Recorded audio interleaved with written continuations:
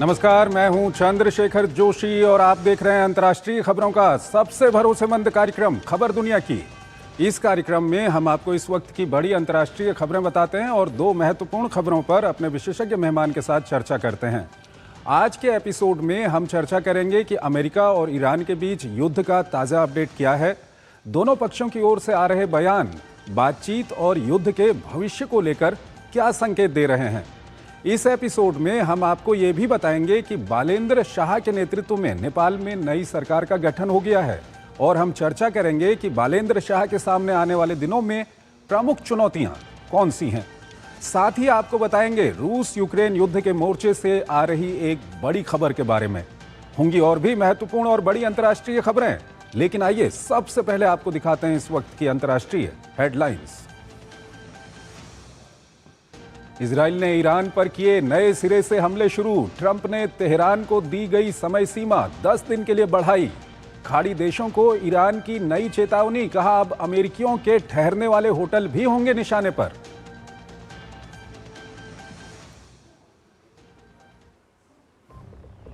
पश्चिम Asia युद्ध के चलते बढ़ी ईंधन कीमतों के खिलाफ फिलीपींस में भारी विरोध प्रदर्शन।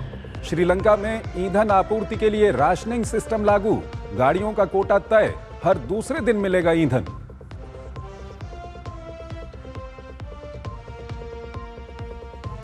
नेपाल में बालेंद्र शाह ने 47वें प्रधानमंत्री के रूप में ली शपथ, सबसे युवा प्रधानमंत्री के रूप में बनाया इतिहास। भारत के पीएम नरेंद्र मोदी ने दी बधाई, कहा मिलकर काम करने को उत्सुक। डेनमार्क में राजनीतिक अस्थिरता, प्रधानमंत्री मेटे फ्रेडरिक्सन ने चुनाव में हार के बाद दिया इस्तीफा। सोशल डेमोक्रेटिक पार्टी को मिली सिर्फ 38 सीटें, किसी भी दल को नहीं मिला बहुमत। एक और यूरोपीय देश में सोशल मीडिया पर सख्ती की तैयारी। ऑस्ट्रिया की बच्चों को फेक न्यूज और भ्रामक जानकारी से बचाने की पहल। 14 साल तक के बच्चों के लिए सोशल मीडिया बैन का फैसला।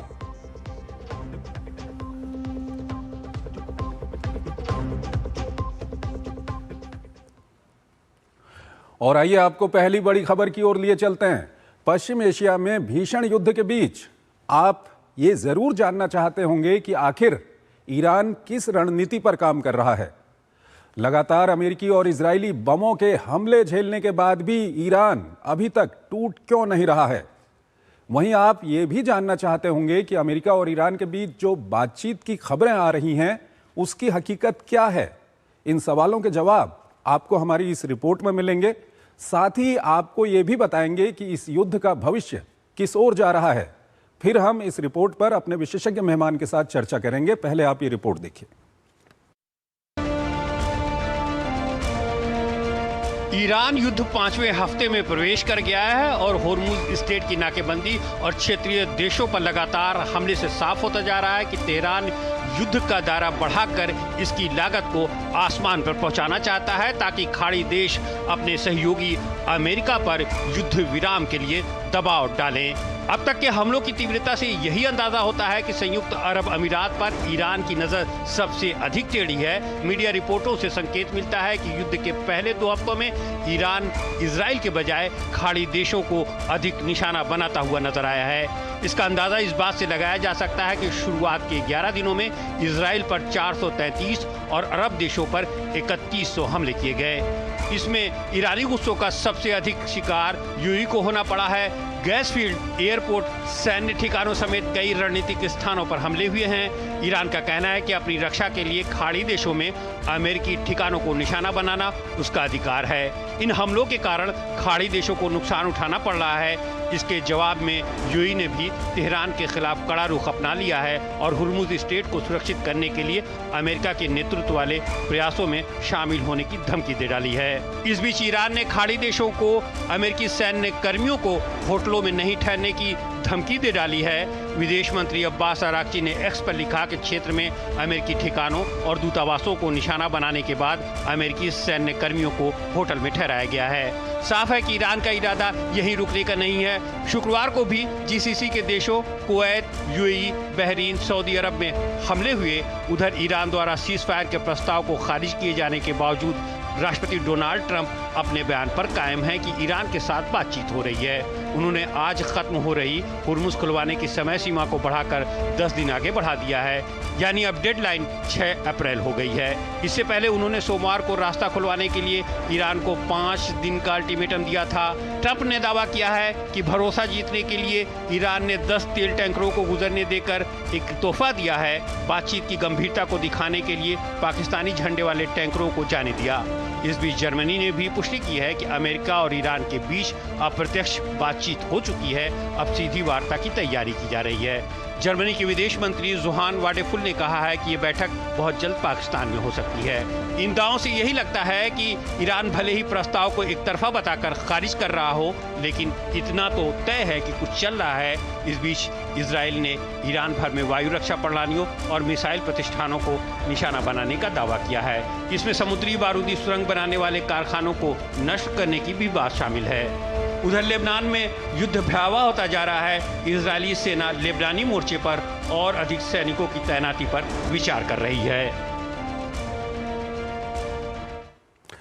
इस पर ज्यादा बात करने के लिए हमारे साथ जुड़ रहे हैं संजय भारद्वाज, SIS JNU से हैं, विदेशी मामलों के जानकार हैं। उनसे हम बातचीत करेंगे। संजय जी, बहुत बहुत स्वागत है आपका हमारे इस कार्यक्रम में। संजय जी, जिस तरह से ये बातचीत की खबरें आ रही हैं, प्रेसिडेंट ट्रंप ने 10 दिन का और समय दे दिया है, क्या कुछ कहेंगे? क्या कुछ प्रतिक्रिया है इसको लेकर के आपकी? देखिए, ये बात तो साफ है कि अभी अमेरिका पूरी तरीके से इस गल्फ जो वॉर चल रहा है मिडिल ईस्ट में, उसमें फंस गया है। और अमेरिका के आंतरिक जो अंदर भी बहुत दबाव है, और मान के चलिए कि अंतर्राष्ट्रीय कम्युनिटी का भी बहुत दबाव है। और ईरान अभी मना कर रहा है निश्चित रूप से कि भाई हम सीज फायर को एक्सेप्ट नहीं करते और हम आर पार की लड़ाई लड़ेंगे। लेकिन ये बात मान के चलिए कि ईरान सीज फायर कराना चाहता है, डायलॉग वो एक्सेप्ट नहीं कर रहा है कि अमेरिका के साथ हमारा कोई बातचीत चल रही है इसमें। लेकिन ये बात मान के चलिए कि ईरान सीज फायर चाहता है, और ये वस्तु स्थिति जो पहले थी उसी तरीके की वस्तु स्थिति चाहता है। लेकिन अमेरिका जिस तरीके का एक्सपेक्टेशंस कर रहा था कि अंतर्राष्ट्रीय कम्युनिटी स्ट्रेट ऑफ हार्मोज को लेके अमेरिका के साथ होगी, और पूरा का पूरा जो गल्फ कंट्रीज हैं वो अमेरिका के साथ खड़ा हो जाएगा, वो सब उतना रिस्पॉन्स अमेरिका को नहीं मिला। तो अमेरिका अब अपने आप में एक तरीके से विड्रॉवल टेंडेंसी में है। वो कोई एक चैनल ढूंढ रहा है कि जिसके माध्यम से वो नेगोशिएट करके ईरान से इस वॉर से एग्जिट करे। ये अमेरिका का एक अपना पॉइंट ऑफ व्यू है। लेकिन जहां तक इजराइल की बात है, देखो, इजराइल इसमें युद्ध को थामने के मूड में नहीं है, क्योंकि इजराइल, और यही एक बहुत बड़ा फैक्टर कि इजराइल और अमेरिका के दोनों के एटीट्यूड और रुख में दोनों में अंतर है। पूरा का पूरा इजराइल जिस तरीके से हिजबुल्लाह के साथ में लड़ाई लड़ रहा है, तो एक घमासान उधर मचा हुआ है। दूसरा जो स्ट्रेट ऑफ हार्मुज में जिस तरीके की व्यवस्था चल रही है, उससे अंतर्राष्ट्रीय कम्युनिटी पर बहुत नकारात्मक प्रभाव पड़ रहा है। खासकर जो डेवलपिंग कंट्रीज हैं, जिस तरीके से आपने अपनी रिपोर्ट में भी दिखाया कि साउथ ईस्ट एशियन कंट्रीज में, फिलीपींस में, श्रीलंका में, बहुत सारे देशों में इसका दुष्प्रभाव हो रहे हैं। और ये दबाव बढ़ रहा है अमेरिका पे कि जल्दी से जल्दी इस युद्ध का सीजफायर लेके आया जाए। संजय जी, ये तो आपने बताया कि अमेरिका पे एक दबाव है कि जल्द से जल्द विड्रॉ करे इस युद्ध से। ईरान की अगर हम बात करें तो ईरान के ऊपर लगातार हमले हो रहे हैं। ईरान को कितना नुकसान हो चुका है और ईरान के ऊपर किस तरह का दबाव है, क्योंकि अगर बातचीत नहीं होती तो आगे क्या होगा? देखिए, ईरान के लिए तो सबसे बड़ा जो खतरा है वो अपना एक अस्तित्व का खतरा है। और जिस तरीके से उनके जो अपेक्स लीडरशिप, उनके मिलिट्री कमांडर्स, और जिस तरीके से उनके जो थियोक्रेट लीडर्स थे उनको मार दिया, तो निश्चित रूप से अब ईरान बहुत कुछ खो चुका है। लेकिन ये बात मान के चलिए कि जिस तरीके से पिछले कई वर्षों से ईरान तैयारी कर रहा था, चाहे वो मिसाइल टेक्नोलॉजी में हो, चाहे वो ड्रोन टेक्नोलॉजी में हो, एक अच्छी खासी एक टक्कर दे रहा है। ये बात भी साफ है कि ये जो वॉर है बहुत एसिमेट्रिक वॉर है। क्या इतने जो इजराइल और अमेरिका के हमले हैं उसके बाद अब क्या ईरान के पास वो ड्रोन और मिसाइल अभी भी उतने बचे हैं कि वो युद्ध को काफी लंबे समय तक खींच सकता है? देखिए, ये बात आप अमेरिका के जो राष्ट्रपति का जिस तरीके से बयान आया और वो जो 5 अप्रैल तक का जो डेडलाइन एक क्रिएट कर दिया, तो ये बात मान के चलिए कि ईरान पूरा मूड में है और अपने आप को सस्टेन किया हुआ है इसमें। एयर कैंपेन में निश्चित रूप से बहुत नहीं टक्कर दे पा रहा है, लेकिन जहां पर डैमेज करने की बात है, खासकर जो मिडिल ईस्टर्न कंट्रीज है, यूएई है, कतर है, बहरीन है, इन पे जिस तरीके से स्ट्राइक कर रहा है, तो ईरान बताना चाहता है कि भाई ये लड़ाई, ये आप जिस तरीके से एक तरफा लड़ाई और ईरान को घेरने का कोशिश कर रहे हैं, उसका इम्पैक्ट पूरे मिडिल ईस्ट पे पड़ेगा और पूरी दुनिया पे पड़ेगा। और मुझे लगता है कि ईरान इसमें बहुत कुछ सफल भी हुआ है और अमेरिका अब बैकफुट पे आके इसको खत्म करना चाहता है। दूसरा एक बहुत बड़ा सवाल आता है कि क्या वो अपने सैनिकों को ग्राउंड पे उतारेगा। मुझे नहीं लगता है कि अमेरिका किसी भी हालत में ये कदम उठाएगा, क्योंकि वो जानता है कि जिस तरीके का एक जज्बा इस क्षेत्र के लोगों में, अफगानिस्तान में उन्होंने एक चीज देख चुके हैं, तो जो जज्बा है वो ईरान में अगर उनको बूट्स ऑन ग्राउंड हुए तो अमेरिका को एक बहुत बड़ा डिफीट फेस करना पड़ेगा।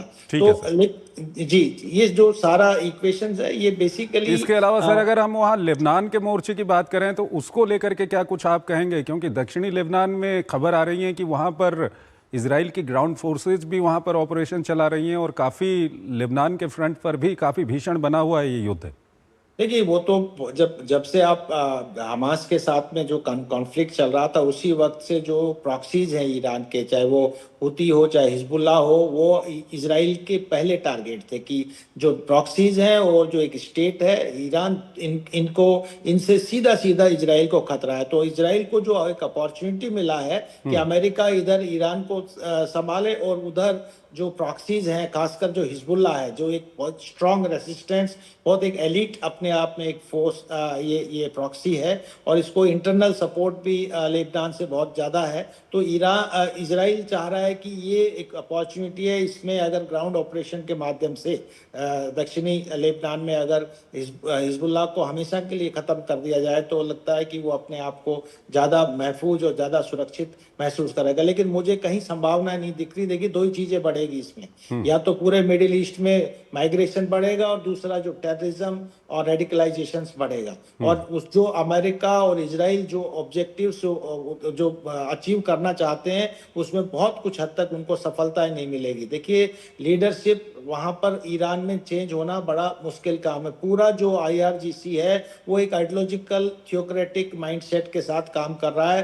पूरा जब IRGC पूरा ही खत्म होगा तभी लीडरशिप खत्म होगी। और जिस तरीके से उनका जो गार्जियन काउंसिल है वो नए लीडर्स को लेके आ रहे हैं, नए कमांडर्स को लेके आ रहे हैं, और जिस तरीके की ट्रेनिंग इनको पास्ट में हुई है, तो ये बात मान के चलिए कि अमेरिका का, मुझे लगता है कि जो एक्शन शुरू में किया वो उनका एक मिसफायर हुआ, मिसकैलकुलेशन था। क्या सर IRGC के बहुत ज्यादा डोमिनेशन के कारण भी क्या बातचीत करने में कोई दिक्कतें आ रही होंगी? देखिए, निश्चित रूप से, क्योंकि उनको काफी कुछ डैमेज किया गया और जो उनके ऑब्जेक्टिव्स हैं, चाहे वो लीडरशिप को लेके थियोक्रेट्स का जो ऑब्जेक्टिव्स है, या जो उनका मेन मकसद था कि हम अपना न्यूक्लियर जो टेक्नोलॉजी है उसको एनरिच करके हम न्यूक्लियर पावर बने, ताकि जो एक हमेशा एक थ्रेट परसेप्शंस बना रहता है ईरान पे, अमेरिका और वेस्टर्न वर्ल्ड जिस तरीके से घेराबंदी करते हैं उससे बाहर आके और ईरान अपना जो एक यूनिपोलर गल्फ में अपना एक सिस्टम क्रिएट करे। और जो लीडरशिप है सऊदी अरबिया के पास में, इस्लामिक वर्ल्ड की, वो ईरान के पास चले जाए। तो ईरान अपने ऑब्जेक्टिव्स के लिए काम कर रहा है, उसमें अमेरिका एक सबसे बड़ा एक ऑब्स्टिकल है। और इसमें अगर कहीं कोई नेगोशिएशन आ जाए तो मुझे लगता है कि ये गल्फ के लिए भी एक शांति का रास्ता होगा और दुनिया पे इसका विपरीत प्रभाव नहीं पड़ेगा। ठीक है सर, ठीक है। जी। संजय जी हमारे साथ बने रहिएगा। एक और महत्वपूर्ण खबर है, उस पर अभी हम बातचीत करेंगे, लेकिन यहाँ पर हमको एक छोटा सा ब्रेक लेना है, एक छोटा सा ब्रेक।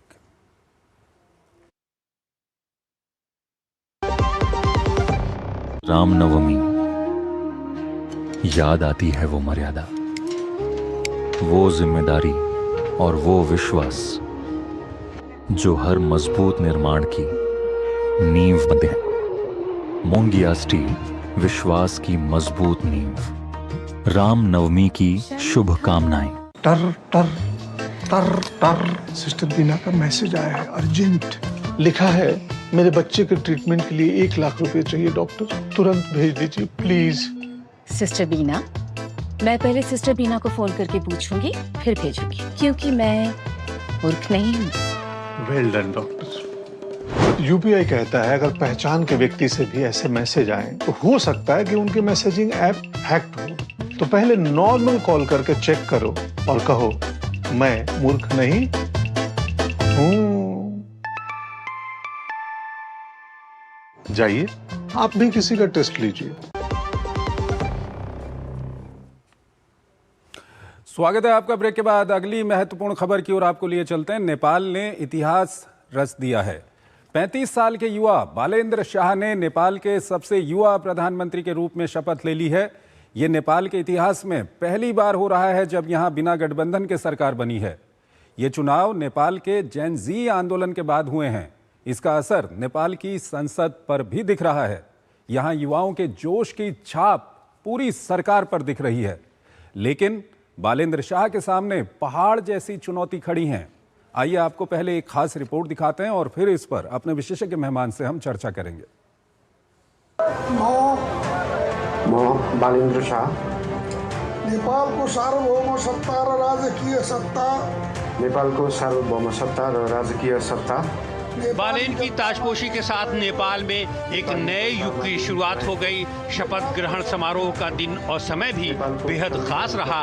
बालेन शाह के राज तिलक के लिए ऐसा वक्त चुना गया जब अयोध्या में रामलला का सूर्य तिलक हो रहा था। उधर नेपाल के शीतल भवन के प्रांगण में ठीक इसी समय एक ऐसा इतिहास बन रहा था जो देश की दशा और दशा बदलने के लक्ष्य को लेकर आगे बढ़ रहा था।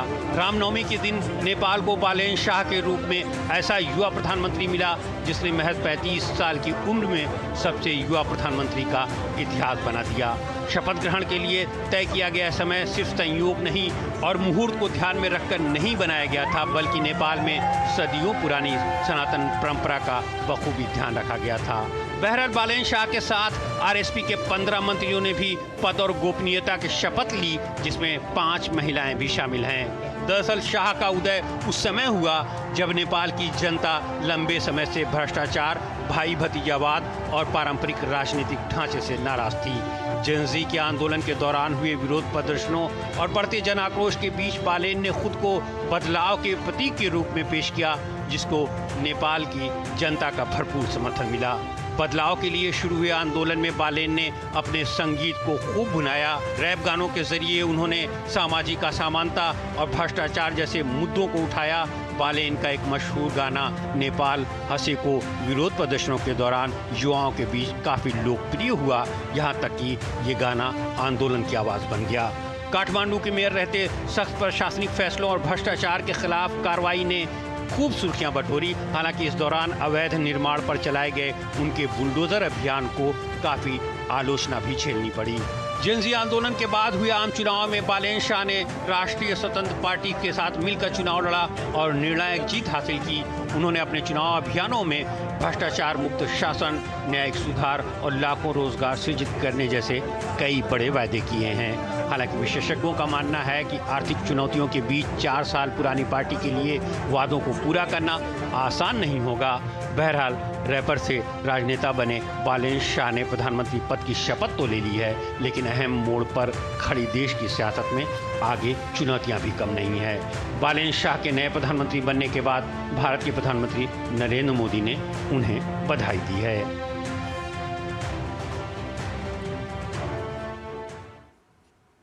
प्रोफेसर संजय भारद्वाज हमारे साथ जुड़े हुए हैं, SIS JNU से विदेशी मामलों के जानकार हैं। संजय जी, नेपाल के लिए कितना बड़ा दिन है आज? देखिए, निश्चित रूप से नेपाल के लिए एक बड़ा, एक लैंडमार्क, एक डेवलपमेंट कह सकते हैं। और एक तरीके से जो उम्मीद नेपाल के लोगों ने 2006 में एक जो कॉम्प्रिहेंसिव एग्रीमेंट हुआ था और उस वक्त प्रचंड की जो communist party of Nepal Maoist को एक समर्थन दिया था और उम्मीद की गई थी कि जो एक इगैलिटेरियन सोसाइटी है, समानतावादी और जो एक गणतांत्रिक समाज होगा, उससे लोगों में प्रॉस्पेरिटी आएगी, लोगों की जो तकलीफ है, खासकर जो भेदभाव होता था पहाड़ी और हिली लोगों के बीच में, उसको कम कर पाएंगे और जनता को बेसिकली खासकर युवाओं को जो रोजगार से संबंधित या बाकी एजुकेशन, मेडिकल, इस क्षेत्रों में जो उम्मीद थी वो पूरी होगी, लेकिन वो नहीं हो पाई। और दोबारा से वहाँ का युवा, जिसको कहते हैं जेन जी आंदोलन जो हुआ, दोबारा से सड़कों पे आया। उसके निश्चित रूप से जो जिस तरीके का ऑथोरिटेरियन टेंडेंसीज डेवलप हो गई थी, बहुत कंसंट्रेटेड पावर हो गई केपी ओली के पास में, और अनएम्प्लॉयमेंट हो गया, और उन्होंने सोशल मीडिया को बैन किया। वहां से एक चिंगारी निकली और एक बड़े आंदोलन के रूप में परिवर्तित हुई। एक तरीके से आप ये कहिए कि जैन जी का coup था नेपाल की राजनीति में। अब उम्मीद बालेन शाह से बहुत की जाती है। देखिए, सबसे बड़ी तो जो चुनौती ये है कि एक जो पूरा कैबिनेट है, बहुत यंग लोगों का कैबिनेट है, उनको गवर्नेंस का कितना एक्सपीरियंस है, उनको किस तरीके से राजकार्यों को करना है, और किस तरीके से जो वित्तीय मैनेजमेंट का जो इशू है कि कैसे एक्सपेंडिचर करना है, कैसे एक्वायर करना है, वो बहुत सारी चुनौतियां हैं। पहला सबसे बड़ा तो चुनौती ये आएगा। दूसरा, जो पार्टी के अंदर भी एक चुनौती आने की संभावना है, जिस तरीके, क्योंकि ये पार्टी ओरिजिनली रवि लामिछाने की पार्टी है, वो अभी पार्टी के चेयरमैन है, और बालेन शाह के नेतृत्व में चुनाव लड़ा गया तो पूरा जैन जी ने उनको समर्थन दिया। तो अब कितना कोऑर्डिनेशन के साथ में ये चला पाएंगे, और जो लोगों को जिनको उम्मीद के साथ इस पार्टी में जोड़ा है, क्या उनकी सबकी एस्पिरेशंस फुलफिल हो पाएंगी, ये दूसरा है। संजय जी, एक सवाल यहाँ पर और आएगा, आप जो तीसरी बात कह रहे हैं उसी में जोड़ लीजिएगा। वो सवाल ये है कि जेनजी के आंदोलन के दौरान एक संविधान में बदलाव की भी बात वहां पर मांग की गई थी। क्या ये सरकार अब आगे बढ़ेगी इस दिशा में? देखिए, इसमें दो बहुत बड़ा इशू है। पहली बात तो अभी भी 2/3 जो मेजोरिटी चाहिए, उसमें 2 सीट इनके पास में अभी कम है। और दूसरा जो बड़ा चुनौती है, क्योंकि दोनों जो हाउस हैं, तो जो अपर हाउस है नेपाल का, उसमें जो फेडरल यूनिट्स हैं उनका रिप्रेजेंटेशन है, वहां पर बालेन शाह की पार्टी को वहां पर बहुमत नहीं है। तो जब तक वहां पर फेडरल यूनिट्स में चुनाव नहीं होंगे और बालेन शाह आरएसपी को जब तक वहां पे बहुमत नहीं मिलेगा, तब तक आप संविधान में परिवर्तन नहीं कर सकती। जो मुख्य मुद्दा एक फेडरलिज्म के इशू को लेके था कि हम उस व्यवस्था में हम कुछ परिवर्तन करेंगे। तो अब मुझे नहीं लगता कि, क्योंकि बहुत एक्सपेक्टेशंस होती थी और इलेक्शंस मैनिफेस्टोज और एजेंडाज अपने इलेक्टोरल डिस्कोर्स के लिए आप लेके आते अंतिम सवाल संजय जी, लेकिन एक सवाल जो सबसे बड़ी चुनौती है वो बताना जरूरी है कि देखो, युवाओं को बहुत उम्मीद है, युवा बहुत माइग्रेट कर रहे थे। क्या उन युवाओं को वापस से नेपाल में आएंगे और उनको रोजगार दिया जाएगा, और उसके लिए रिसोर्सेज कहां से आएंगे, अपॉर्चुनिटीज कहां से आएंगी? बिल्कुल, देश की आर्थिक स्थिति ये इनके फ्यूचर को डिसाइड करेगा। सर, अंतिम सवाल यह है, क्योंकि नेपाल भारत का पड़ोसी देश है और पिछले कुछ सालों में हमने देखा है कि किस तरह से वामपंथ की ग्रिप में नेपाल रहा है। वहाँ पर पॉलिटिकल पार्टीज पे ये आरोप लगते रहे हैं कि वो दूसरे देश के हाथों में खेलते हैं। तो ऐसे में किस दिशा में ये सरकार जाएगी, और खासकर भारत के लिए कितना महत्वपूर्ण है इस वक्त नेपाल और नेपाल की सरकार? देखिए, उम्मीद की जा सकती है, एक युवा लीडर है और उनको समझ में जो यथार्थता को समझना पड़ेगा, और अगर वो परिपक्वता के साथ में भारत के साथ संबंध निभाते हैं, क्योंकि भारत के और नेपाल के एक यूनिक अपने एक रिलेशनशिप रहे हैं, और ये बात अगर बालेन शाह समझेंगे कि नेपाल की जरूरतों को ज्यादा अगर कोई सक्रिय रूप से पूरा कर सकता है तो वो भारत कर सकता है, तो उसके सकारात्मक संबंध होंगे, और उसमें अपने राजनीतिक फायदे के लिए चाइना फैक्टर और ये फैक्टर लेके नहीं आएंगे। तो निश्चित रूप से भारत के लिए एक अच्छी खबर है। लोकतांत्रिक सरकार आई है, युवाओं की सरकार है, वो नेपाल में एक युवा की नदियां, एक विकास की नदियां लेके आएंगी। बहुत बहुत शुक्रिया आपका संजय जी, हमारे इस कार्यक्रम में जुड़ने के लिए और दोनों ही महत्वपूर्ण विषयों पर अपना महत्वपूर्ण विश्लेषण हमारे दर्शकों के सामने रखने के लिए। इसी के साथ अंतर्राष्ट्रीय खबरों के हमारे इस खास कार्यक्रम को हम यहीं पर समाप्त करते हैं, लेकिन जाते जाते आपको छोड़ जाते हैं आज की कुछ और महत्वपूर्ण और बड़ी अंतर्राष्ट्रीय खबरों के साथ। आप इन खबरों को देखिए और हमारी पूरी टीम को इजाजत दीजिए। नमस्कार।